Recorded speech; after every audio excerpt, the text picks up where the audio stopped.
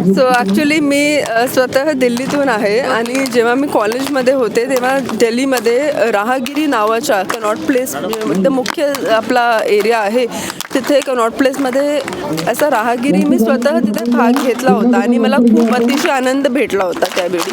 तर नंतर मग मी जेव्हा नागपूरला यापूर्वीच पोस्टेड होते तेव्हा नागपूरमध्ये पण एक स्ट्रीट आहे ज्याला आपण वॉकर स्ट्रीट बोलतो आणि वॉकर स्ट्रीट सकाळी आणि संध्याकाळी असे 2दा ते ट्रॅफिकसाठी बंद राहत आहे आणि तिथे लोक आपल्या वेगळे प्रकारची ॲक्टिव्हिटी करत आहेत. तर मला असं वाटलं अमरावतीमध्ये पण असं होणे पाहिजे आणि तिथून असा एक विचार आला आणि नंतर मग ही आयडिया आपल्या शहराचे माननीय पोलीस कमिशनर सरांच्याशी डिस्कस केला की जर एक मुख्य रोडला आपण 2-3 तासासाठी ट्रॅफिकसाठी बंद केला, ट्रॅफिक डायव्हर्ट केला तर लोक या स्ट्रीटला रिक्लेम करू शकते आणि इथे आपली असे ॲक्टिव्हिटीज करू शकते. तर आपण नोव्हेंबरचे दुसऱ्या आठवड्यापासून सुरू केलं आहे. आज 3रा हॅपी स्ट्रीट संडे आहे.